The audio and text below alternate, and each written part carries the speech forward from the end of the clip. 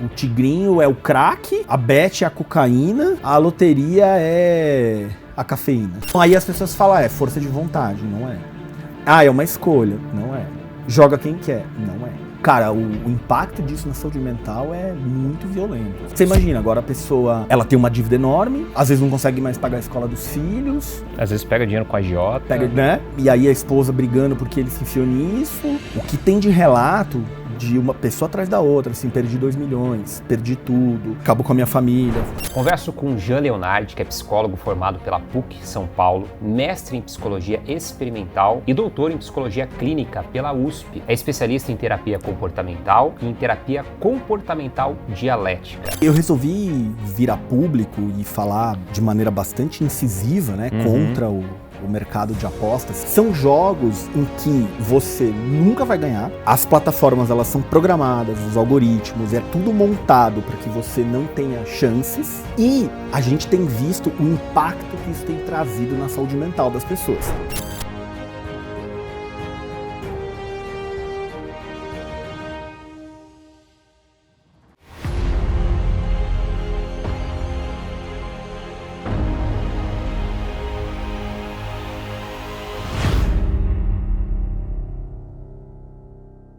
Esse é o Mapa Mental, um caminho sem volta. Meu nome é Guilherme Cardoso e hoje eu converso com um cara que tem um currículo extenso sobre um tema de utilidade pública. Converso com Jean Leonardi, que é psicólogo formado pela PUC São Paulo, mestre em psicologia experimental e doutor em psicologia clínica pela USP. É especialista em terapia comportamental e em terapia comportamental dialética. Tem uma trajetória marcada pela atuação em instituições voltadas à psicologia científica, tendo sido presidente da Associação Brasileira de Psicologia Baseada em Evidências e vice-presidente da Associação Brasileira de Psicologia e Medicina Comportamental. Hoje é diretor acadêmico e científico do Instituto de Psicologia Baseada em Evidências, colunista da revista do Instituto Questão de Ciência, além de atuar como terapeuta, supervisor e mentor de psicólogos. Ufa, conteúdo extenso, hein? Meu amigo, seja muito bem-vindo. Obrigado, Gui, obrigado pelo convite, obrigado pela oportunidade de bater esse papo aqui com você. Bom demais, cara, bom demais. E por que eu falei, né, que é um assunto de utilidade pública? Porque a gente está vendo, cara, um mar de ofertas e de dores causadas por conta do mercado de apostas, né, nas suas diferentes vertentes. E você é um cara que tem falado com bastante propriedade sobre essa temática, né? Eu acompanho seu trabalho há um tempo, gosto bastante do seu trabalho, da forma com que você conduz o assunto psicologia.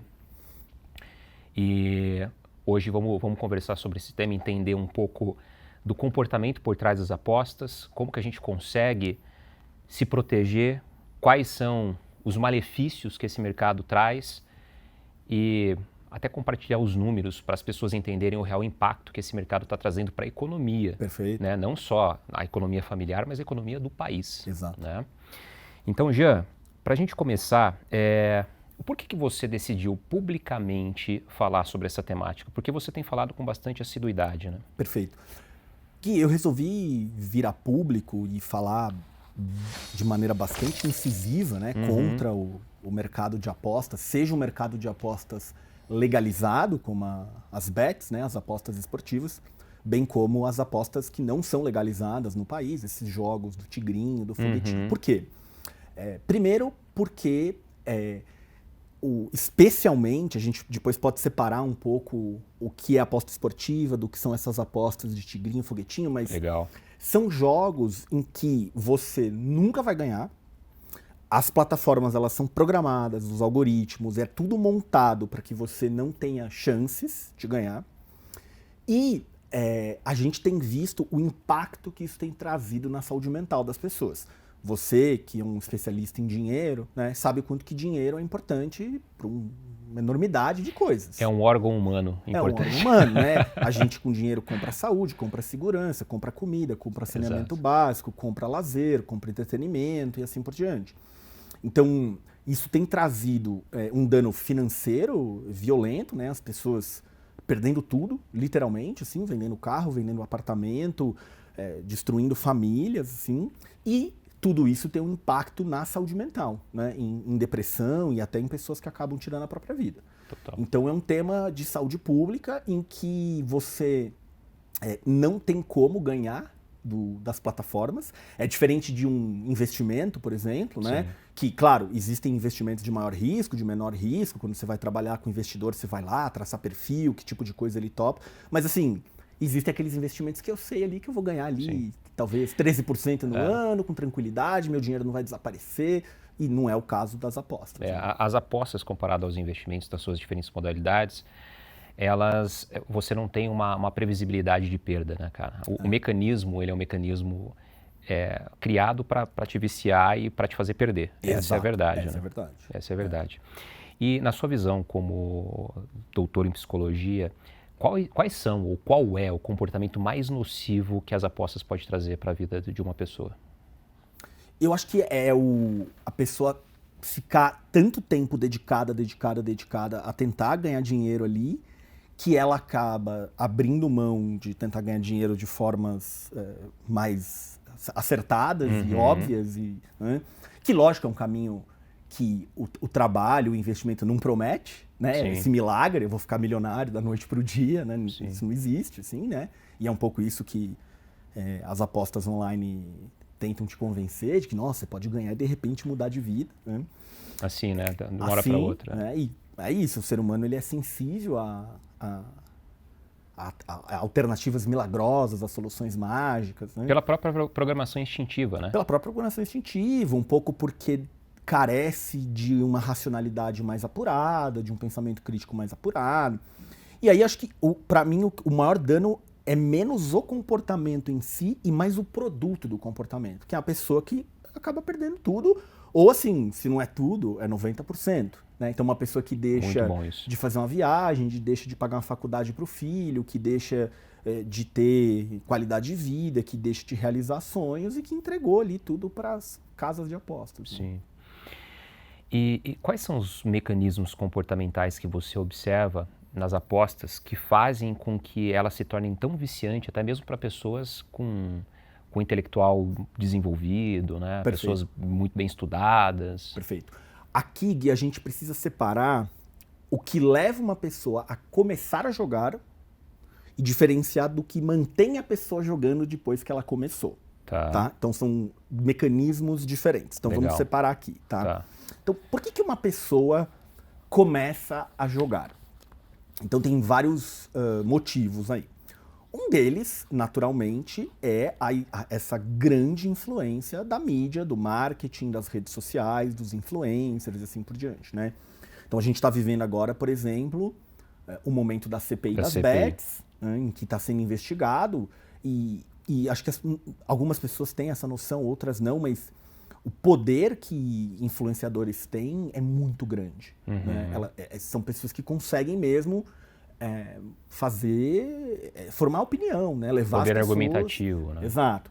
Então, por exemplo, você tem os influencers, muitas vezes, aí pegando o tigrinho, o foguetinho, né? Eles recebem um login, uma senha nesses aplicativos, que é um login administrativo. Então, o que isso significa? Não é a pessoa comum que abre e vai jogar, é uma conta especial. Então, como é um jogo de computador, no fundo o que está rodando aquilo é um algoritmo de computador, ele consegue dizer assim, ó, eu vou preparar aqui um algoritmo que eu vou entregar para o Guilherme usar, que a chance de ele ganhar é de 70%. Só que aqui o usuário comum tem é menos de 1%. Então, a pessoa está mostrando, dizendo assim, oba, acabei de ganhar R$500, oba, acabei de ganhar R$1.000. Pô, também quero, né? Quem não quer? Eu aperto um pouquinho e brinco aqui um pouquinho no meu celular e de repente eu tenho R$1.000. Eu também quero. Quem não quer? Então tem isso que, em última análise, é uma falcatrua, né? As pessoas estão sendo enganadas, assim, elas estão sendo levadas a acreditar nessa possibilidade. Então você tem os influencers. No marketing, por exemplo, aí de bets, né? A gente não pode nem chamar de influência, né, cara? Quem tem a consciência disso e promove esse tipo de coisa. Pois é, não, é medonho. Eu já recomendo que, assim... Se você segue essas pessoas, deixa de seguir, porque elas não merecem o mínimo da tua atenção, né? Deixa eu até te compartilhar uma informação importante. Cara, no nosso mercado de trading, né, existem várias modalidades dentro do trade. Tem o day trade, o swing trade, né, o scalping. E o risco é sempre a pessoa, diferentemente do que muita gente que está fora do mercado pensa, a pessoa ela tem o poder de decidir qual que é o risco que ela corre. Né? Tem um mecanismo de gestão de risco. E o conhecimento é a base para tudo, né? Para a gente conseguir ter performance em qualquer coisa que a gente faça na vida. Mas existem algumas vertentes dentro desse universo que se camuflam de mercado financeiro, na verdade não é. Por exemplo, existe um mercado que vendem como mercado financeiro que na verdade não é mercado financeiro, que é o mercado de opções binárias. Porque ele tem todas as características de jogo. Não sei se você já ouviu falar sobre esse mercado. Vagamente. Tá. Eu nunca operei esse mercado, nunca, né, defendi esse mercado, muito pelo contrário, sempre fui uma oposição a ele justamente por conta disso, mesmo antes desse boom de apostas, de bets, de tigrinho e tudo mais. Há uns 2 anos e meio atrás, nunca operei esse mercado. Eu recebi uma oferta de uma grande empresa desse mercado, de um recebimento fixo de R$200 mil e ganhando sobre a perda das pessoas que entrassem por um link específico de traqueamento. Então, isso é uma coisa que já existe há um tempo e que foi intensificado cada vez mais. A gente vê, por exemplo, influenciadores como o Felca, que viralizou na internet, compartilhando que recebeu ofertas de 50 milhões para promover, etc. E tal. Eu não tenho o tamanho deles, assim, né? O meu Instagram tem, acho que na casa de 115 mil seguidores. Eu recebo todos os dias. Caraca. Todos os dias. E você como opositor... Eles nem olham. Nem olham. Eles nem olham. Chega uma mensagem genérica, prezado blogueiro, nunca é nessa casa de valor, assim. Mas, assim, as poucas vezes que eu me dei o trabalho de ler, assim, a gente te dá um inicial de 50 mil à vista, e aí depois uma porcentagem, nananã. Então, assim, o que eu tenho de contato bloqueado, por exemplo, no meu Instagram, de gente que me chamou pra fazer... Com ofertas absurdas. Assim, nunca foi, né? Milhões, assim, porque eu nem tenho tanta gente, assim, seguindo, né? 100 e poucos mil. Né? Mas é bizarro, assim. Não, é bizarro. É bizarro. E aí, né, voltando, então, a gente tem essa influência aí de pessoas postando, isso mais pensando em... Que essa é a vertente 1 ali. Isso, ainda o que leva uma pessoa a jogar. No caso das apostas esportivas, das bets, nós temos, por exemplo, grandes celebridades do esporte, né? Pode falar nomes ou dá problema? Cara, eu acho que... Acho que pode. Né? É público, né? É público. Então a gente tem Neymar, a gente tem Galvão Bueno, a gente tem Cauã Raymond, a gente tem... Né, vários pessoas que são assim, né? Tipo, quantas pessoas preferiam assistir a Copa do Mundo com o Galvão Bueno, gostavam de assistir a Fórmula 1 com o Galvão Bueno, o Neymar, né, agora tá meio em decadência, mas já foi herói do esporte para muita gente. São pessoas assim que são referência para muitos brasileiros, né? Hoje, por exemplo, você assiste um jogo de futebol, não tem um time que não tenha ali um patrocínio de uma bet, aquelas placas que ficam ao redor do campo. Então vai havendo uma massa de sugestão de jogue, aposte, né? Então é no Instagram, é na televisão, é no futebol. Às vezes é tipo o amigo ali do lado. Né? Então tudo isso vai fazendo a pessoa ter uma curiosidade. Né? E aí o que acontece? Ainda, então a gente tem toda essa influência, todo esse marketing. Tem a coisa de, deixa eu ver como é que é. Né? Deixa eu ver como é que é. E aí as plataformas fazem uma coisa que assim... se você começar a jogar, aí, R$200 de presente pra você. Oba, vou apostar com dinheiro que nem é meu. Exato. Né? Só que não é um dinheiro que é teu, que você pode sacar, né? Você tem que usar pra apostar. Mas, eu posso começar aqui, só vou ver como é que é. Né? Então tem isso, tem muita gente que tem a expectativa. A gente tem uma pesquisa que mostra que 50% das pessoas que começam a jogar, jogam para tentar ganhar dinheiro. Não jogam como entretenimento, como um joguinho ali, sei lá, um Candy Crush. Vou jogar aqui um joguinho aqui pra passar o tempo enquanto eu tô na fila do banco, enquanto eu tô sei lá o quê. Não, elas têm a intenção de ganhar dinheiro. Tanto é que quando você vai olhar pra renda das pessoas que jogam, assim, tem muitas pessoas que não são de classe alta, tem bilhões de reais vindo de beneficiários do Bolsa Família. Né? Então são pessoas assim que têm muito pouco e que têm essa expectativa de talvez arrebentar a boca do balão. Assim, né? E aí começa a vir esses relatos não verdadeiros de ganho, etc. Então tudo isso vai criando uma motivação, um contexto de putz, vou ver como é que é, vou jogar. E se, né? E se eu ganhar, né? Tem o bônus, nem é meu dinheiro e tal. E aí, depois que começa, os mecanismos são bem piores. Sim. Tá? Quer entrar nisso? Vamos lá. Então vamos lá. Primeira coisa, tá? Existe um fenômeno psicológico que chama reforçamento. Tá. Que é basicamente o seguinte. Toda vez que eu faço um comportamento, eu produzo uma consequência no meu ambiente. Tá? Por exemplo, à medida que eu estou falando isso para você, você está dando uma consequência para o meu comportamento. Você está fazendo assim com a cabeça, você está fazendo né? Se você faz uma expressão de quem não entendeu, eu mudo o meu comportamento. Fala, deixa eu reformular. Bacana. Né? Então o meu comportamento ele vai sendo modulado pelas consequências que ele produz. Né? Então, se você me dá bom dia, né, e eu te dou uma resposta atravessada, talvez diminua a probabilidade de você me dar bom dia de novo, você pare de me dar bom dia. Legal. Né? E aí, se você me dá bom dia, eu respondo, isso a gente começa a ter consequências do comportamento um do outro aqui. Né? Então, o que acontece? Isso é reforçamento. O que é reforçamento intermitente? Tá? É quando esta consequência positiva, às vezes vem, às vezes não vem, e você, só que ela às vezes vem, às vezes não vem, de maneira aleatória. Tá. Então eu posso, por exemplo, apertar 2 vezes e ganhar um prêmiozinho. Às vezes eu vou apertar 80 vezes até chegar um prêmiozinho. Só que aí eu já perdi nas outras 79. Só que como eu ganho, isso vai me mantendo. Vai me mantendo. Né? Ou ganhei um negocinho aqui, ganhei outro negocinho ali. Isso a gente sabe desde a década de 50, que esse tipo de reforçamento, né, em que às vezes vem essa recompensa, às vezes não, é o jeito de organizar consequências que mantém insistência, persistência, quase compulsão ali. Né? Então você tem desde experimentos com ratos e pombos, experimentos com seres humanos. Experimento do suco do macaco, do macaquinho. Qual experimento? Qual é o seu suco? Esse eu não lembro se é de reforçamento intermitente. Você lembra como é que era? Eu acho que é que quando apertava um botãozinho, ele liberava um suquinho de maçã, aí depois ele parou de apertar e ainda recebia. Aí ele tá testando o que a gente chama de não contingente, que é assim, o que acontece se eu ganhar o prêmio mesmo sem me comportar? Ah, legal. Será que eu volto a me comportar? É um pouquinho Legal, diferente. tá. Tem muitos experimentos, né, nessa área comportamental. Então, basicamente, o que a gente sabe que se de vez em quando eu der alguma coisinha, mesmo que no soma total ele muito mais perdeu do que ganhou, eu mantenho ele ali. Eu mantenho ele ali. E aí, o que as plataformas fazem? Imagina que o cara, ele perdeu um tanto, ele fala, cansei, só tô perdendo, não quero mais. Ele fica lá um tempo sem jogar, de repente chega uma notificação. O jogo tá com saudade de você. Ou fala assim, se você voltar hoje, tem um bônus que só vale para as próximas 2 horas, hein? R$100 de bônus. Né? Ou hoje tá valendo V5, tudo que você aposta vale V5. Então ele vai te fazendo voltar. Esse reforçamento intermitente é um mecanismo. A gente tem um outro mecanismo que é um viés cognitivo, né? um erro de percepção, que eu vou chamar aqui de maneira popular de bati na trave. Tá. Então, eu apostei lá que ia ter 3 cartões amarelos, o jogo ia ser 2-1, ia ter uma expulsão. Deu tudo isso, menos a expulsão. Eu quase ganhei uma bolada.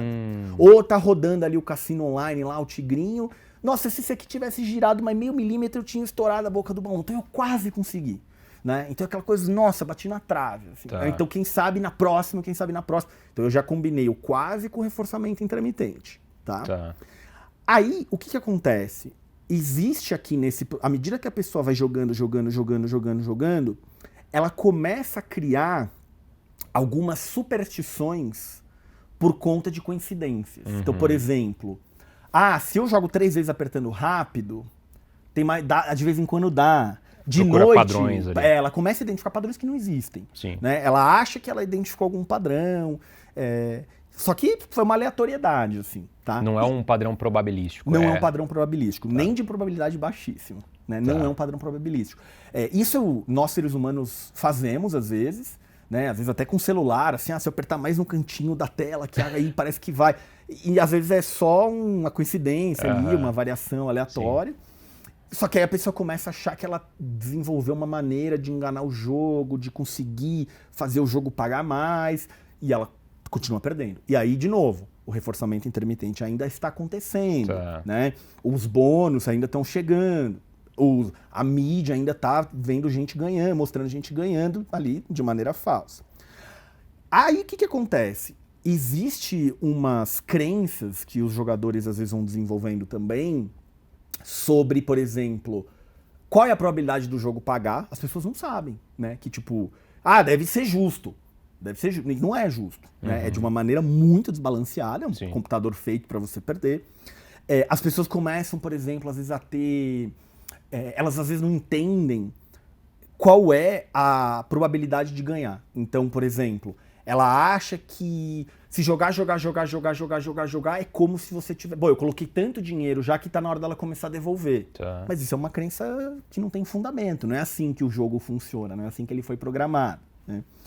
E aí a gente tem 2 mecanismos que são muito importantes aqui. A gente tem várias pesquisas que já mostraram que o ser humano, ele sofre mais com a perda do que ele fica feliz com o que ele ganha. Com o ganho. Então isso chama aversão à perda. O que acontece, né? Dói mais perder do que é satisfatório ganhar. E aí, então, o cara perdeu. O cara perdeu.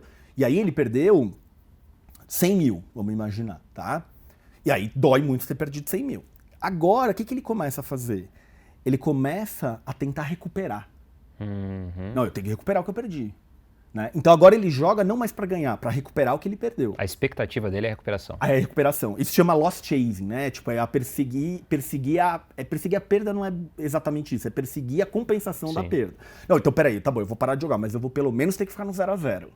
Entende? Assim, pra sair com aquela percepção de, opa, sair por cima. Ou, não perdi, né? Porque pelo menos não perdi. Pelo menos eu não perdi, né? Perdi aqui, mas ganhei ali. E aí, cara, nessa busca pela perda, o reforçamento intermitente tá ali, né?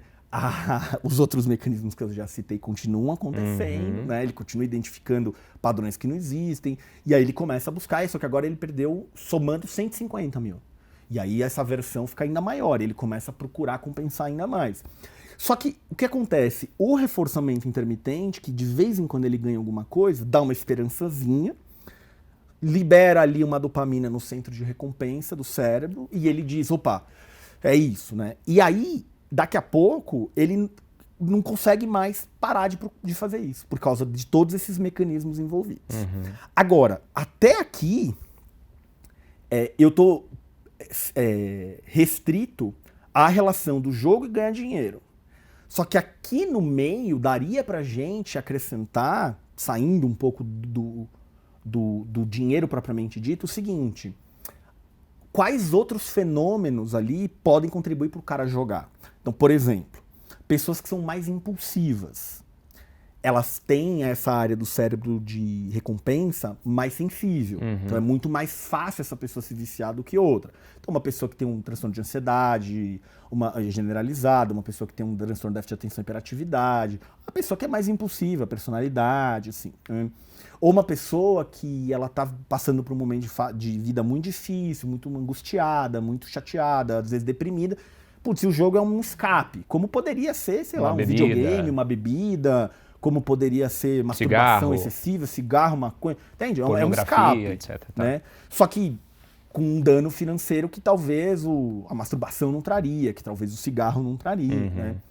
Tão nocivo quanto ou talvez até pior. Tão nocivo quanto e às vezes até pior. E aí às vezes a pessoa vai se afundando cada vez mais, porque agora ela fez uma dívida maior, agora ela pegou um empréstimo com a agiota, agora a agiota está ameaçando a família dele, e agora ele precisa mesmo recuperar, e como é que ele recupera? Como é que ele recupera 300 mil reais?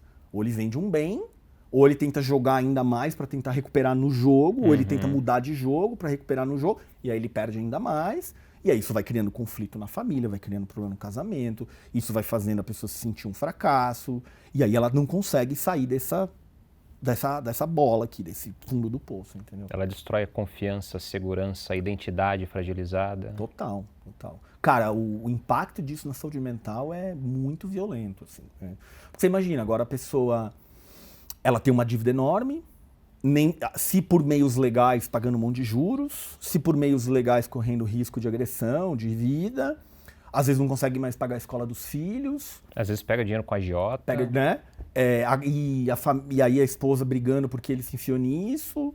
Os filhos julgando. E aí, né? E aí o cara, sei lá, às vezes tá com a cabeça tão transtornada que já trabalha mal, começa a correr risco no emprego, e o emprego não chega perto de conseguir suprir esse buraco da dívida que ele fez. Né? Então, o que tem de relato de uma pessoa atrás da outra, assim, perdi 2 milhões, perdi tudo, acabou com a minha família, meu marido tirou a própria vida por causa disso, entendeu? Sim. Então, aí até, acho que uma coisa importante de a gente abordar, existe um argumento que é assim, cara, joga quem quer. Exatamente. Né? Joga quem quer. E isso não é bem verdade, entende? Porque o poder de escolha de um indivíduo é totalmente contaminado por todos esses processos que a gente está descrevendo Sim. aqui. Né? É um falso livre-arbítrio, né? É um falso livre-arbítrio, exato. Então não é bem assim, joga quem quer. Né? Eu tenho uma característica mais assim, eu tenho um traço de personalidade mais assado, tenho influência da mídia, tenho influência, né, dos marqueteiros, das redes sociais, dos influencers, aí eu vejo como é que é o jogo, e aí tem todos esses mecanismos que nós, seres humanos, somos suscetíveis. Sim. Para mim é o equivalente a eu te colocar, por exemplo, um pouquinho de limão espremido na boca e falar assim, não saliva. Saliva quem quer. Eu estou exagerando um pouco no exemplo, só para ser didático. Não, faz total sentido. Saliva quem quer. Não é bem verdade. Assim, o nosso funcionamento cerebral é suscetível a todos esses mecanismos. Entendeu? Exato. Você tem algum dado se os homens são mais vulneráveis do que as mulheres ou não existe isso? Cara, talvez tenha, eu não lembro de cabeça, assim. Tá. O que eu tenho de dados, assim, que pode interessar, assim, né? A gente tem já atualmente um dado de que costuma, como é que chama isso? Movimentar 25 bilhões de reais por mês em apostas. Aí combinado. 25 bilhões? Bilhões. Por mês? Por mês. Né? Isso dado do Banco Central. Tá. Né? Em apostas online, aí, tanto as oficiais quanto as extra-oficiais, né? As que não são legalizadas. As que não são legalizadas, elas operam, né, em paraísos fiscais, elas estão hospedadas em outros países. Tal, Tigrinho, etc. Tigrinho, essas coisas. E como o Banco Central monitora o Pix, eles conseguem identificar, né, as transações e tal. Então, a gente tem esses dados. A gente sabe que desses 25 bilhões, em torno de 3, 4 bilhões são do Bolsa Família. 3, 4 bilhões? Bilhões. Mês vem do Bolsa Família. E aí algumas pessoas julgam, né? Dizem assim, pô, tá vendo? Estão aí mamando na teta do governo, o governo dando dinheiro para jogar em joguinho e tal. Se a gente suspender um pouco aqui o julgamento e entender psicologicamente o que acontece, é o seguinte. Pessoas que recebem o Bolsa Família, grosso modo, assim, claro, pode ter uma fraude ou outra, né? Mas assim, grosso modo, são pessoas que recebem para garantir o mínimo do mínimo, né? Poder comer ali, poder comprar um papel higiênico, sobrevivência. Então são pessoas que têm muito pouco, né? Quando essas pessoas têm muito pouco, o pouco e o nada tá muito perto ali, né? E a vontade de repente... Ascender, né? Putz, imagina eu acerto isso aqui e eu posso finalmente ter minha casinha. Né? Pô, eu posso ter minha geladeira, eu posso ter meu micro-ondas, né? Eu posso conseguir aqui uma coisa diferente na minha vida, melhorar. Então, são pessoas ainda mais suscetíveis. Entendi. Né? O pensamento é assim, a relação risco-retorno ela é positiva. Ela né? é positiva. Poxa, se eu perder, Exato. eu não vou sair muito do que eu já tô. Exato. Se eu ganhar, eu posso... É diferente de, eu tenho um patrimônio de 3 milhões de reais e eu perdi 2 milhões e 800 mil no jogo. Mudou completamente a minha vida, né? Exato. Eu tinha um poder de compra, um tipo de vida financeira, agora eu não tenho nada, né? Eles não vai mudar tanto e se acertar, muda muito. Né? Então a gente tem esses dados aí financeiros, né? A gente sabe que pelo menos 50% das pessoas que começam a jogar têm pretensão de ganhar dinheiro. Tá. Elas falam, não, eu vou tentar ganhar dinheiro com isso. No caso das bets é ainda pior, porque as pessoas têm uma falsa impressão de controlabilidade. Não, eu manjo de futebol, eu sei o jogador, o time, não sei o quê, né? Sim. O que é uma ilusão, porque assim, a gente sabe que acontece do primeiro colocado perder do último colocado. Né? Acontece de um jogador se lesionar, acontece do juiz dar um cartão. Né? Isso sem falar se tem algo manipulado ou não, só a variabilidade inerente ao jogo. E para quem gosta de futebol, a gente está vendo, cara, o brilho do futebol sendo perdido cada vez mais, porque né, todo esse ecossistema de bets e tudo mais está fazendo com que vire um negócio puramente falando. Né, cara? E você começa a questionar, né? Será que essa jogada realmente... Foi manipulada, não foi? Você né? começa... Só que as bets, o que acontece? A gente tem um problema duplo nas bets. Tá. O primeiro deles é que as pessoas têm muito mais ilusão de controle. Uhum. Ilusão de controle nessa ideia de, eu saquei aqui, como que eu faço pro tigrinho pagar mais? Né? Que é uma ilusão, né? Mas eu acho que eu tenho uma influência sobre aquilo. Então, no futebol, a gente tem o problema da pessoa falar, eu entendo de futebol, eu sei em quem apostar. Só que assim, as bets apostam em coisas bem aleatórias, né? Cartão amarelo, número de não sei o quê, não é só quem vai ganhar. Sim. Né? E se você aposta, sei lá, que o Barcelona vai ganhar do time da 5ª divisão, você nem vai ter um retorno da aposta, que é óbvio, assim. Exato. Né? Você nem vai ter um retorno. Esse é um dos problemas. O outro problema é que o futebol ele é paixão nacional. Né? Então ele faz parte se você gostando de futebol ou não, ele está presente o tempo inteiro, né? Tipo, o escritório é liberado os funcionários de trabalhar no dia do jogo da Copa do Mundo, assim, que é Copa do Mundo, não importa se você gosta ou não. E aí naturaliza um pouco, assim. Sim. E talvez eu falei 2 problemas, mas talvez a gente possa pensar num terceiro problema, no caso das apostas esportivas, que é o seguinte, né? Então, eu falei o quanto que o futebol é a paixão nacional, né? Mas a gente tem, por exemplo, a acessibilidade, muito, muito na mão aqui, isso, sim, tanto Bet quanto Tigrinho, né? Mas tinha mais alguma coisa que eu ia te falar e fugiu da minha cabeça. É porque, vamos parar, esse lance da acessibilidade é importante, cara. Vamos parar para pensar no seguinte, até um tempo atrás a gente não tinha internet na palma da mão. E o que a gente tinha mais próximo disso era bingo, né, o cassino. Mas a pessoa ela precisava sair até o local para poder acessar. E existiam alguns mecanismos de proteção. Se o caminho do trabalho tem o cassino ou o bingo perto, cara, faz um caminho diferente. Agora com o celular, meu amigo, é um ponto de fuga. Tá com você o tempo inteiro, né? E aí eu lembrei da última que eu tinha esquecido. Tá. O fato da bet ser legalizada passou-se a entender que tudo bem. Né? Então não é porque uma coisa é legalizada que ela é boa. Cigarro é legalizado, não é bom. Né? Muito bem observado. Então, a legalização traz uma falsa impressão de que está tudo bem. Né? Se o governo legalizou. Né? Agora, olha só que louco, você que pediu dados, né? A gente tem um estudo do ano passado, que saiu nos Estados Unidos, que eles tiveram a legalização em 2017 ou 2018 de apostas lá. Aí, né, não tô falando de Las Vegas, que tem aquele ali, é legalizado, mas de apostas esportivas ali online nos Estados Unidos. No prazo de 5 anos, o número de pessoas, o dinheiro gasto, multiplicou por 8 após a legalização. Nossa. Então parece que a legalização, ela aumenta. Porque, né, por exemplo, eu conheço gente que frequentava os bingos e que quando proibiu, muitos continuaram acontecendo ali, escondido, ilegalmente. E as pessoas não iam mais, porque assim, não quero fazer um negócio proibido. Vai que a polícia dá uma batida lá, imagina, eu vou pra delegacia, o que eu vou falar pra minha mãe, pro meu filho? Né? Então isso inibia. Então a legalização traz uma coisa de, eu posso fazer. Assim. Tira o fator inibitório, né? Cara? Caraca, faz todo sentido. E quais são os transtornos psicológicos que você observa, Jean, que mais acontecem decorrentes do vício em apostas? E existe perfis psicológicos mais suscetíveis? Existe. Então vamos lá. Primeiro, acho que é importante saber que existe um diagnóstico de jogo patológico. Tá? Existe um negócio que chamava Gambling Disorder, que era transtorno chamava jogo patológico, antigamente, e agora chama transtorno do jogo. Tá? O transtorno do jogo, o que acontece? Abrindo um parênteses aqui. Para você receber um diagnóstico de um transtorno mental, você precisa preencher vários critérios. Né? Então, o que separa alguém que, sei lá, gosta de ir lá na estante de livros, deixar os livros alinhadinhos, né, certinhos, numa determinada ordem, de alguém que tem um transtorno obsessivo-compulsivo, TOC. Né? O que diferencia uma coisa da outra?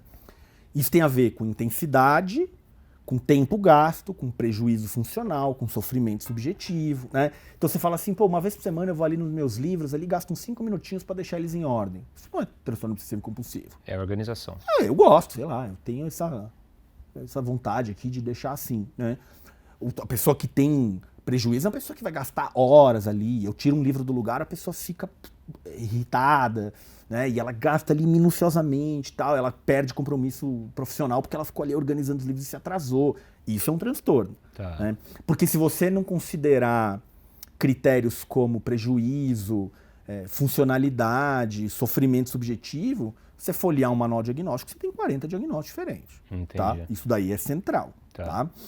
Então, o que acontece? Quando a gente fala em transtorno do jogo, a gente vê essa coisa de a pessoa vai tendo a necessidade de apostar cada vez mais, ela faz essa busca, né, o lost chasing, ali, a tentativa de recuperar o que ela perdeu, ela faz coisas escondidas para ninguém saber que tá jogando, fala, eu vou no banheiro, tô com dor de barriga, para ficar ali meia horinha jogando, ela mente, né, então ela pensa demais no jogo, né, ela, putz, terminando aqui o podcast, eu vou ali, vou poder jogar um pouco, né, então a pessoa tá muito envolvida nisso.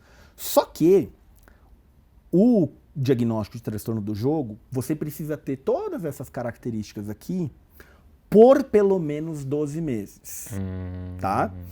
Essa parte temporal é sempre bem importante, assim, porque o que acontece? Pô, eu tô uma semana ali bem deprimido, você não tem depressão, você tá numa semana ruim ali. Se isso perdurar por determinado tempo, tiver tais prejuízos, aí a gente começa a falar em depressão, né? Se não, qualquer coisa é depressão, qualquer coisa é ansiedade, qualquer coisa é déficit de atenção, né?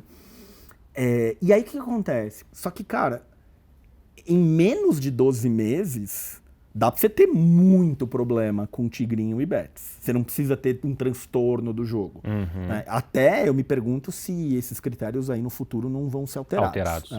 Agora, isso é transtorno do jogo, tá? Então eu poderia pegar um apostador e eventualmente diagnosticar como transtorno do jogo. Agora, que tipo de diagnóstico torna pessoas mais sensíveis, mais suscetíveis? Primeiro, adolescentes. Adolescente não é um diagnóstico. Mas são pessoas que ainda, por exemplo, essa parte aqui do cérebro, o lobo pré-frontal aqui, ela realmente termina de ficar pronta do ponto de vista de maturação por volta só dos 21 anos de idade. Legal. E essa parte tem a ver com autocontrole, com impulsividade, com tudo que é essa parte mais evoluída da cognição humana. Então, um adolescente, ele tem menos controle de impulso. É menos racional. Menos racional, mais reativo, mais impulsivo. Então, ele já é automaticamente alguém mais suscetível. Tá? Porque ele tem as áreas do cérebro ainda menos bem construídas. Então, primeiro, adolescentes. Agora, todo mundo que for um pouco mais impulsivo já está em risco. Então pode ser uma pessoa que só é mais impulsiva e ela, ponto final. Pode ser porque a impulsividade faz parte de um quadro clínico mesmo, de um diagnóstico. Então aqui eu estou falando eventualmente de transtorno de personalidade borderline, de transtorno de déficit de atenção e hiperatividade, de alguns tipos de transtornos de ansiedade, de transtorno explosivo intermitente, tudo que é mais impulsivo, assim, né? Menos autocontrole. Então, porque essas pessoas, elas já são mais suscetíveis a tomar decisões menos racionais, mais imediatas, não pensar no longo prazo, né? Então, é o cara que talvez queira ali operar o day trade ali, porque eu quero ver quanto eu ganhei hoje e não tá querendo aquele investimento de 5 anos ali. Não, deixa ir crescendo devagarzinho, não tô com pressa. O cara que tá querendo resolver a vida dele num dia e não mede consequência. Exato. Tipo, se der certo, maravilha, né? Mas se der errado, né? O cara não pôs isso na balança. Agora, isso pensando em estar mais suscetível a. Agora, o principal produto de alguém que entrou em jogo, começou a jogar demais e perdeu tudo, é depressão. Porque a depressão é um quadro clínico muito comum de ser disparado por perdas grandes. E aí é a perda de dinheiro, que vem acompanhada da crise no casamento, com a má relação com os filhos, né? Então vem um pacote de perdas aqui, de danos, assim, tudo muito abrupto, né? Se perde muito dinheiro muito rápido. Então, com certeza, o principal quadro clínico que você pode ter aqui vai ser uma depressão. Após problemas com o jogo. Deixa eu falar com você que está assistindo aí agora. Primeira coisa, esse papo está muito bom. Então já aperta no like aí, se inscreve no canal aqui do Gamecast. E aproveita e deixa o seu comentário, porque tanto eu como o Jean gostamos de ler os comentários e a gente gosta de interagir para ouvir a sua opinião, o que você está achando, o que você está aprendendo. Mas eu quero te trazer uma informação importante aqui. Essa conversa é uma conversa de saúde pública, de utilidade pública. E eu sei que quem está assistindo agora pode ser uma pessoa que aposta, pode ser uma pessoa que não aposta. E a gente está procurando ajudar quem não aposta a olhar da ótica correta para esse mercado e quem aposta a entender se não passou da linha tênue do vício. A gente não está te julgando. A gente está procurando aqui te ajudar. Então, é muito importante que você preste bastante atenção nesse olhar clínico, psicológico do Dr. Jean, porque isso é muito sério. É muito sério. E se você tem alguém na sua família, conhece alguém que passa por essa situação, compartilhe. passe esse conteúdo adiante, porque certeza que vai ajudar essas pessoas, tá bom? Bem lembrado. Meu amigo, partindo desse princípio, para quem está assistindo a gente, que aposta, perfeito. Como que essa pessoa ela pode entender se ela não passou do limite, se ela já não está tendo comportamentos nocivos e como se proteger disso, como se libertar de uma consequência drástica? Perfeito. A primeira coisa é olhar para o quanto que ela se preocupa com o jogo, ela quer jogar, ela abre mão de outras atividades para jogar, ela deixa de fazer outras coisas, ela fica pensando nisso, né? Tá. Existe uma coisa na vida que chama custo de oportunidade, que está presente o tempo inteiro. Neste momento, eu e você estamos tendo algum custo de oportunidade. Sim. Você está deixando de fazer inúmeras coisas e eu estou deixando de fazer inúmeras coisas. Por que a gente escolhe estar aqui, ainda que a gente esteja deixando de fazer outras inúmeras coisas? A gente entende que vale a pena. Perfeito. É um preço que você está disposto a pagar e eu estou disposto a pagar. Talvez se o combinado fosse, não, a gente só vai sentar e conversar se for por 12 horas, talvez nem você nem eu nem não quiséssemos, né? Você não está disposto a perder 12 horas e nem eu estou disposto a perder 12 horas. Então a primeira coisa é, a pessoa que joga, ela tem que entender qual é o custo de oportunidade que está tendo na vida dela. O quanto que ela está deixando de ter lazer, de ficar com a família, de estar com o namorado, com a namorada, de fazer coisas que são legais, de se exercitar, de trabalhar, etc, etc. Outras áreas importantes da vida. Depois disso, tem o custo financeiro. Certo. Por exemplo, eu conheço uma pessoa que aposta todo mês R$20 em bets. Tá? E é uma pessoa que faz isso desde que as bets começaram. Ele nunca escalonou, ele nunca foi para 50, ele nunca foi para 200, ele nunca foi para 1.000. Se ele fala assim, não, eu aposto R$20 todo mês. E isso para minha renda é migalha. E nunca me passou a inclinação, a vontade de apostar mais, parece que tá tudo bem, né? O custo financeiro que ele tem é irrisório. A minha questão é, eu nunca arriscaria isso. Por quê? Porque tem tantos mecanismos previstos e planejados, estruturados, para te fazer apostar mais, para te fazer gastar mais. Existe um estudo, um investimento em estudo em cima disso, né? Exato, claro, porque você quer manter a pessoa ali, Sim. né? Quanto mais a pessoa apostar, mais o dono ganha, né? Sim. Então, assim, eu não acho que vale o risco que ele está correndo, entende? De eventualmente querer mais, eventualmente se perder e tal, né? Então, bom, que impacto está tendo na tua vida financeira também? Agora, se a pessoa ela está viciada em jogos, tá? Acho que tem, primeiro, uma coisa que admita que você tem um problema. Saiba que você tem um problema. Saiba que você perdeu o controle. Tá? O primeiro passo para mudar é querer mudar. É querer mudar e saber, saber assim, cara, eu pisei na bola, assim, eu entrei numa errada e agora eu preciso sair disso. Tá? A segunda coisa é, não tente sair sozinho. Se você tem condições de fazer um acompanhamento psicológico, psiquiátrico, faça. Se você não tem condições, peça ajuda para um familiar, para um melhor amigo. Não vai sair sozinho.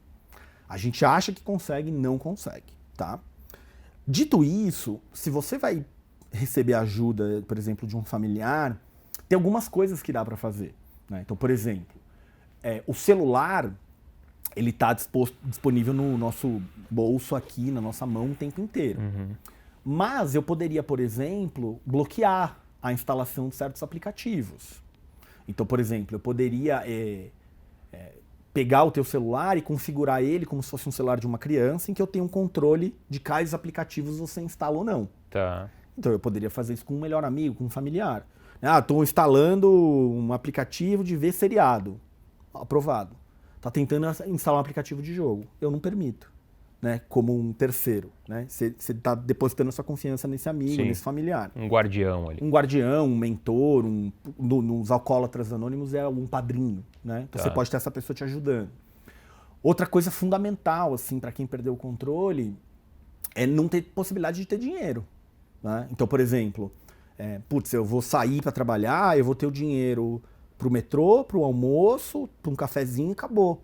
Né? Eu não vou ter cartão de crédito, eu não vou ter cartão de débito, eu não vou ter acesso ao meu Pix, eu tenho alguém que tá ali recebendo o meu salário e me passando ali aos pouquinhos o dinheiro até eu conseguir sair dessa fissura de querer jogar, eu estar nesse desespero de querer jogar, né? Tá. Tem que buscar formas efetivas de resolver problemas, né? Putz, então fez uma dívida no banco, vai lá, negocia, parcela, vê o que dá para fazer, faz um acordo, né? Então, para você começar a retomar a tua vida financeira e daqui a um tempo as coisas melhorarem, voltarem mais ao normal, né? Então, são várias dessas coisas um psicólogo te ajudaria, né, a fazer ali num tratamento. Mas é fundamental a pessoa saber, admitir que ela tem um problema, ela admitir que não tem como ela resolver sozinha e buscar esse tipo de ajuda profissional, e se não for possível, que seja um familiar, que seja um melhor amigo, que ajude ela a fazer essas coisas. Se for possível, obviamente um psicólogo, se não for possível no primeiro momento, pelo menos seguindo esse caminho com a ajuda de alguém. E ó, assim, ó, não acredite que você vai conseguir ganhar. Você não vai ganhar. Você sempre vai mais perder do que ganhar numa proporção absurda. Mesmo que você tenha um ganho eventual ali, no final você sempre vai perder. Senão, como é que eles pagariam, né, influencers e mídias que são caríssimas, né, que custam milhões para aparecer lá na rede social, na televisão, no jogo de futebol? Vocês acham que esse dinheiro vem de onde, né? Então, se você acha que isso é uma solução, que você vai ganhar dinheiro com o jogo, esquece, você não vai ganhar. Não vai ganhar. Eu não tenho propriedade de causa para falar dos detalhes, né, de dentro, porque eu nunca joguei, né, nunca gostei desse tipo de coisa. Mas eu já ouvi falar que, por exemplo, algumas plataformas, não sei ao certo se é o Tigrinho, posso estar falando besteira aqui, mostra só no extrato só o ganho, tira as perdas. Você já ouviu falar sobre isso ou não? Eu confesso que eu não sei. É possível, mas eu vou te falar, mesmo que ele não faça isso, o ser humano tende a se apegar, embora tenha aversão à perda, mas a memória tende a se apegar mais ao que eu ganhei. Não, mas eu ganhei 1.000, mas eu ganhei 500, mas eu ganhei 200. Ou seja, eu ganhei, é possível. Eu ganhei, Só que na conta a pessoa... O cara perdeu mais do que ganhou. Exato. A questão é que se o ser humano ele fosse 100% racional, ninguém faria nunca nenhum tipo de jogo. Nem loteria as pessoas jogariam. Exato. Né? A loteria ela é muito menos viciante por várias razões, se você quiser eu te explico, mas se a gente fosse 100% racional, a gente nunca jogaria, porque a probabilidade é muito, muito, muito, muito, muito irrisória. Assim. E qual que é a diferença pontual ali, as principais diferenças para a loteria? Legal esse ponto. Legal. Então, primeira coisa, né? A loteria... Você aposta e leva lá 2 dias para sair o resultado. Ganhou, perdeu, geralmente você perde, né? E aí, se você quiser apostar de novo, você aposta de novo e o próximo sorteio era ali 2, 3 dias de novo, né? Então, primeiro que esse atraso no resultado, só isso já muda tudo, né? Então, o tigrinho é imediato, apertei, rolou, apareceu, apertei, rolou, apareceu, né? Então, você compara aqui... 2 segundos versus 3 dias. Então, essa imediaticidade do resultado faz toda a diferença. Talvez você já tenha visto aquele experimento do marshmallow. Sim. Né? Para criança, você quer um marshmallow agora ou 2? Né? Então tem essa pergunta, você quer 10 mil reais hoje ou 100 mil daqui 10 anos? Sei lá, mesmo que eu corrija os juros. Né? Então a gente é muito mais sensível ao imediato. Essa coisa de... no mundo moderno as pessoas são imediatistas. Não, as pessoas são imediatistas desde que o homem é homem. Assim, é o funcionamento do cérebro humano. Tá? Então, primeiro que tem esse espaçamento, né, na loteria. Segundo, que na loteria nunca vem, nunca não é verdade, né, mas raramente também vem algum prêmiozinho. Né? Então o tigrinho está lá, oba, deu 10 reais, oba, deu R$1, né? A loteria, de vez em quando, você talvez acerte ali uma quadra e ganhe lá 200 reais, mas também é muito pouco resultado positivo. Então você não tem o reforçamento intermitente. Né? Além disso, você tem propaganda, mas ela não é maciça do jeito que ela é. Assim. E olha só, que ainda assim existem pessoas viciadas em loteria. Ainda assim existe pessoas viciadas em loteria, mas é muito menos. Né? Tanto que a gente não estava tendo esse tipo de debate até muito recentemente. Né? Porque era muito esporádico, assim, né? Não era uma... Os números não eram tão alarmantes. Não era uma calamidade pública. Assim. Então é muito diferente o mecanismo, embora isso, loteria... também seja um jogo de azar, né? você tem mecanismos muito menos adictivos, assim. É tipo, o tigrinho é o crack, a bet é a cocaína, a loteria é a cafeína. Entendeu? Entendi. Boa analogia. E, cara, vamos lá. Aquele discurso de dinheiro fácil promovido nas redes sociais, né? Causa nas pessoas, em termos de comportamento coletivo, uma tomada de decisão impulsiva. Em termos de estrutura cognitiva, o porquê que isso acontece? Tá. Nós, seres humanos, nós temos basicamente 2 tipos de cognição. Tá. Né? Isso, na área de investimentos, vocês gostam muito do Daniel Kahneman, né? O Daniel Kahneman fala disso, né? Naquele livro Rápido e Devagar, o tipo de pensamento tipo 1, pensamento tipo 2. Então, o que acontece? Nós, seres humanos, nós temos, então, esse pensamento rápido, que ele é bem automático, em que eu resumo coisas complexas em milésimos de segundos. Sim. Que isso foi muito importante do ponto de vista evolutivo, né? E ainda é até hoje, assim, né? Então, imagina que, sei lá, você está dirigindo seu carro, uma criança atravessa na frente. A gente não quer que você pare e analise assim, considerando a velocidade que eu estou, a criança está correndo aqui, atravessando a rua. Acho que a probabilidade de eu atropelar essa criança é baixa, então eu vou continuar. A gente não quer isso.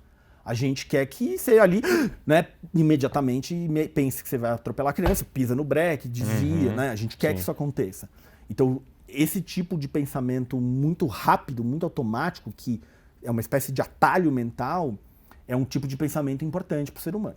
Só que a gente tem um outro tipo, que é um pensamento muito mais lento, que serve para situações complexas, né? Então, vocês do mercado financeiro, quando analisam a empresa, as aquisições, o mercado financeiro, o que aconteceu em Tóquio, né? Vocês estão nesse tipo de pensamento, né? Tá. Considerando várias variáveis e leva 5 dias para tomar uma decisão, porque considera isso, o mercado aquilo e não sei o quê, e a bolsa, o presidente falou não sei o quê. Quando tudo, você está gastando um tempão, analisando, você está nesse outro tipo de pensamento. Fazendo uma análise de contexto ali. Isso, está analisando um monte de coisa e tal.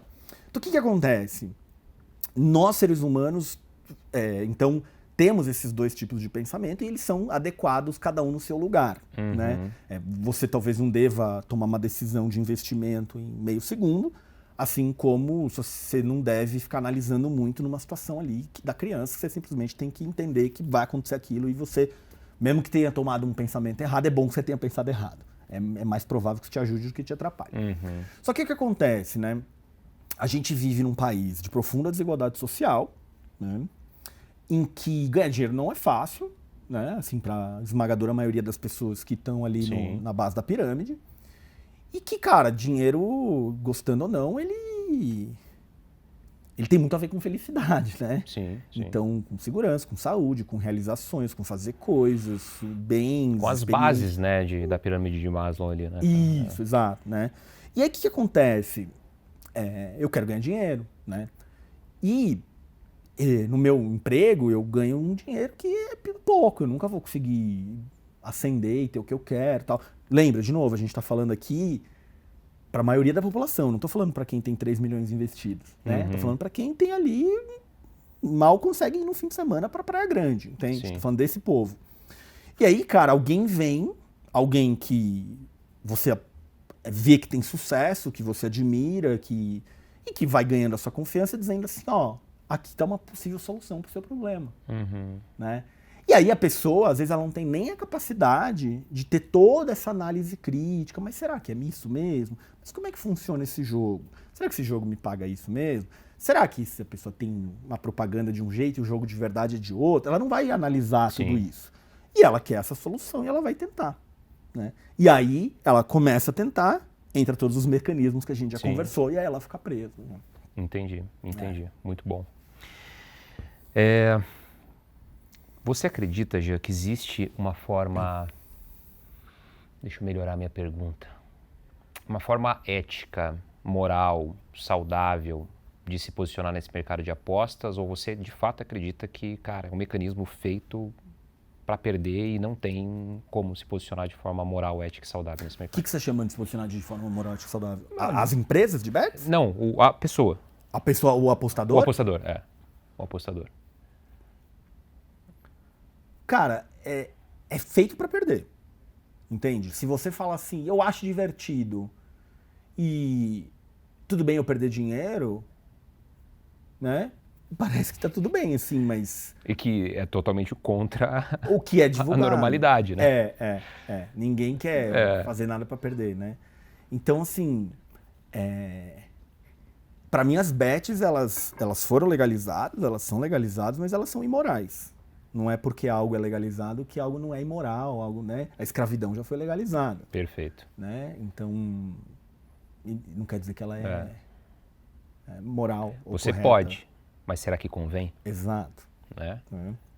Agora, a questão ética aqui, pra mim, ela tem muito menos a ver com o apostador, porque pra mim o apostador ele é uma vítima do sistema, vítima tanto de um sistema macro, das redes sociais, do marketing, dos influencers, da mídia e desses vários processos individuais aqui, né? Ele é uma vítima. Agora, o verdadeiro imoral são os divulgadores, né? Então, quem tá... E, cara, sabe o que me deixa mais irritado, assim, e um pouco decepcionado, assim, com a raça humana? É que a esmagadora maioria das pessoas que fazem propaganda de bet de tigrinho não precisam. Exato. São pessoas que já ganham... Cara, o Galvão Bueno, o Neymar, olha o patrimônio desses caras.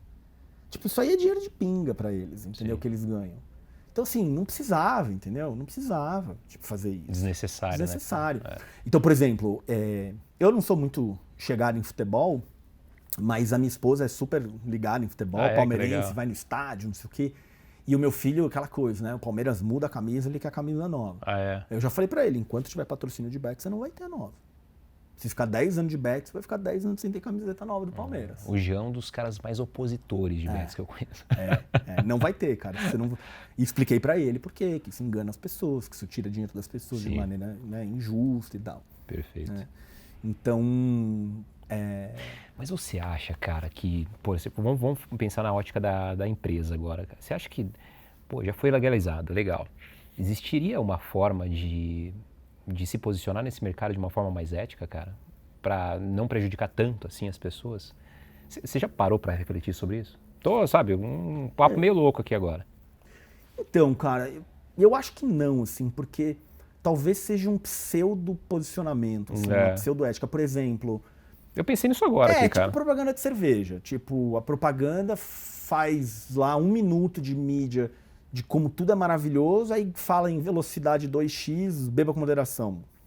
Tipo, cara, sério, assim, né? Tipo isso. Será que tem como beber com moderação, né? Então, no longo prazo? Então, até tem. A questão é, o ser humano, cada cérebro é um cérebro. Né? Então, por exemplo, eu não bebo álcool nenhum. Por quê? Porque me faz muito mal. Tudo que as pessoas sentem de gostoso, eu não sinto. Então, o meu corpo, geneticamente, ele é avesso a álcool. Entende? O que as pessoas sentem de ressaca é o que eu sinto na hora que eu bebo imediatamente. Agora, existem corpos que são opostos do meu. Que são hipersensíveis ao efeito do álcool prazeroso. Essa pessoa vai ter muita dificuldade de beber com moderação. Então, aí as pessoas falam, é força de vontade. Não é. É uma escolha. Não é. Joga quem quer. Não é. Muito entende? Bem, então, eu acho que a questão é, enquanto sociedade, a gente dá uma primazia para a força de vontade individual que cientificamente a gente sabe que não existe. Sim. Entendeu? Sim. Acho que é tudo uma questão de bom caráter, mau caráter, de escolha, e não é. Entendeu? Faz todo sentido, cara. Faz todo sentido. E pra gente partir pros finalmente, a conversa tá muito boa, né, cara? Mas a gente, inclusive, pode até marcar pra gente discorrer sobre outras temáticas que eu sei que você tem conhecimento de sobra aí. De acordo com o seu conhecimento psicológico baseado em evidências, cara, como que você pode ajudar as pessoas a desenvolver uma relação mais saudável com o risco e com o dinheiro? Então, agora falando não só de bets, né? Falando de uma maneira mais generalista sobre o risco, a tomada de risco e o dinheiro. Perfeito. Olha, acho que a primeira coisa é nunca acredite em soluções mágicas. Então, assim, não existe investimento aí, bolsa de valores ou CDB ou sei lá o quê, que é seguro e te dá 40% ao ano. Não existe, né? Então... Risco e rentabilidade andam de mãos dadas. Né? Exatamente, né? Então, assim, você quer ter certeza de que não vai acontecer nada? O que é? 14% ao ano? E ainda a gente vive num paraíso, né? Renda fixa, da renda Brasil fixa é boa, maravilhoso, né? Então, Selic mais alta, renda fixa paga mais. É tipo isso hoje, né? Uns 14% ao ano? Depende. Às vezes tem alguns produtos que pagam ali 15% ao ano. Se for falar de Tesouro Selic ali na casa de 10 ou 11% Então é isso, né? ao Você vai ter um crescimento de patrimônio seguro, Sim. mas que você não vai dobrar teu patrimônio em 5 anos, ou em 2 anos, sei lá, né? Mas se você for falar para um americano, cara, lá no Brasil, na renda fixa eu consigo 15% ao ano. O cara vai falar, opa, que legal. Legal, né? Então, assim, primeiro, eu não acredito em solução mágica. Sim. Não existe solução mágica em dinheiro, não existe solução mágica em saúde, né? Cura sua depressão em 2 sessões. Não existe, né? Tome um remédio e você vai... Não existe, né? Então, tomar muito cuidado com as soluções mágicas ali. E você vai tomar risco, o risco tem que ser equivalente a aquilo que não vai detonar a tua vida. Né? Então, por exemplo... Risco da ruína, fugir do risco da ruína. Fugir do risco da ruína. Então, por exemplo, vamos imaginar que a gente tem, sei lá, eu tenho 100% do meu dinheiro investido, fala assim, vamos pegar 10% e vamos botar em risco alto? Talvez a gente ganhe um monte e tal, mas assim, Jean, vou perder tudo.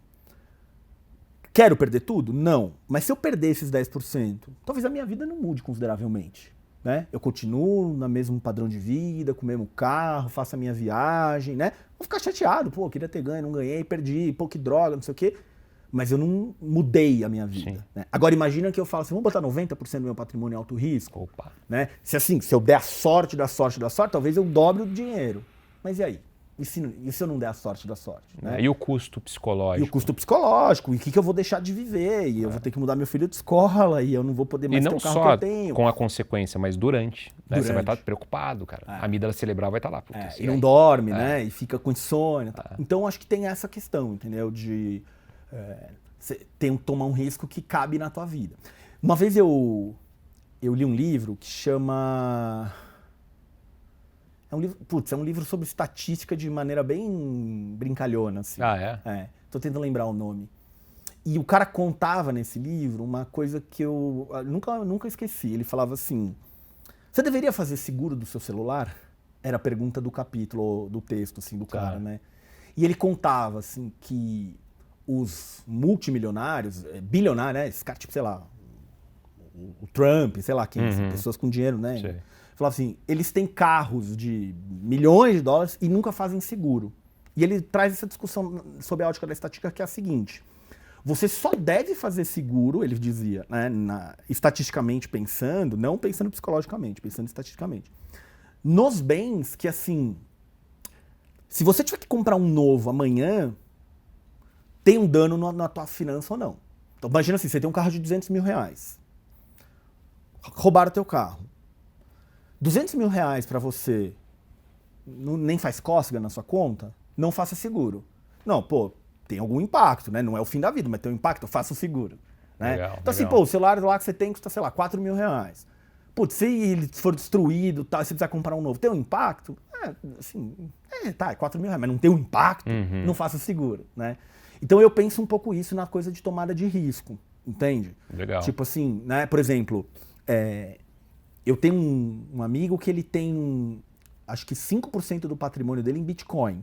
Legal. Né? Que até onde eu sei é alto risco, né? Sim, ele tem uma volatilidade muito grande. Ele tem um patrimônio muito grande. 5% em termos absolutos é bastante dinheiro. Mas se ele perder isso aqui, não muda nada na vida dele. Nada. É isso. Entendeu? Nada. Ele continua tendo o mesmo, tudo igual. E esse 5% da fatia pode virar muito. Pode virar muito. Se der certo. Exato. Então, assim, é um risco que você pode tomar. Exato. Né? Só que assim, talvez se você tenha, todo o teu patrimônio seja, sei lá, 100 mil reais, e é isso que você tem investido, talvez 10% seja muito para você tomar risco. Então acho que a pessoa tem que analisar isso, entendeu? O seu amigo nesse dado momento está muito feliz, porque o Bitcoin né, tá batendo máximas históricas. Ótimo, ótimo. Eu nunca quis tomar esse risco. Cara, você gosta de livro, né, obviamente.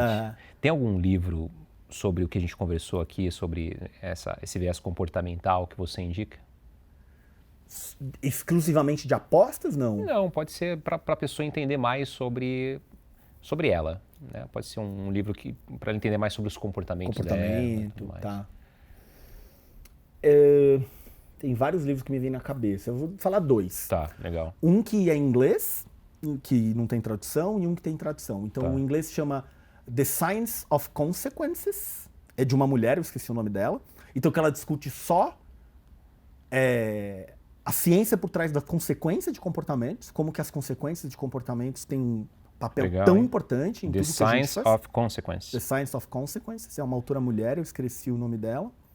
E acho que um livro muito legal é o Comporte-se, do Robert Sapolsky. Ele tem vários livros, né? Acho que agora saiu traduzido, o Determinado, mas o... E é um livro gostoso de ser lido, né? O Comporte-se, né?